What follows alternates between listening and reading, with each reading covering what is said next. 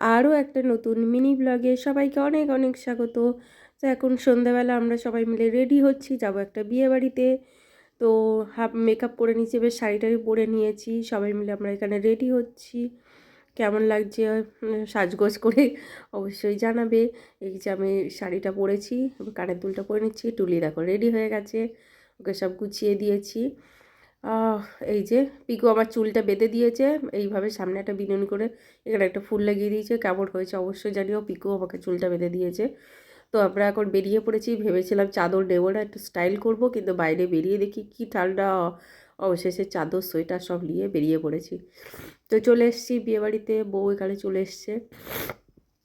এসেই কফি পকোড়া খাওয়া শুরু, টুলিও করে বসে বসে খাচ্ছে আর ডাকছে ওর ঠাম্মিকে। বললাম তুমি যাও গিয়ে করে বসো, আমরা এখানে বসে দাঁড়িয়ে দাঁড়িয়ে পকোড়া খেয়ে নিলাম আমি আর পিকু। তারপরে ফুচকা ছিল, শুকনো ফুচকা একটা মুখে দিলাম, বেশ ভালো বানিয়েছে। তারপর চলে গেলাম মকটেলের কাছে, ঠান্ডার মধ্যেও একটু টেস্ট করব। তো পিকু একটা নেবে ম্যাঙ্গো, আর টুলিকে দিয়েছে একটা পাইনঅ্যাপেল, ওর ভালো লাগেনি, আমিও একটু দিয়ে দেখলাম, ওরে বাপরে বাপ মারাত্মক ঠান্ডা। তো হয়ে গেছে, এবার চলে এলাম খাওয়া দাওয়ার দিকে। দেখো কি সুন্দর ডেকোরেশন করেছে, খুব সুন্দর ভালো লাগছে।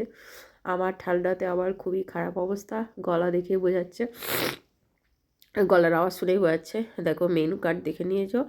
এই চলে এলো চিকেন সাটে আর স্যালাড চলে এলো, মোটামুটি ছিল, অতটাও ভালো লাগছিল না।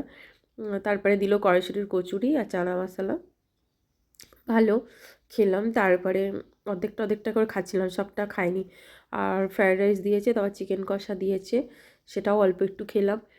তারপরে আমের চাটনি, পাঁপড় চলে এলো, তারপরে রসগোল্লা আর সন্দেশ। চাটনিটা মারাত্মক মিষ্টি ছিল, খাইনি।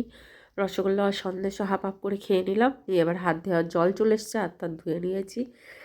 নিয়ে এবার আইসক্রিম আর হজমোলা দিয়ে দিয়েছেন। চলো বাইরে বেরিয়ে দেখি খুব ফাঁকা জায়গা, কটা ছবি তুলে নিলাম।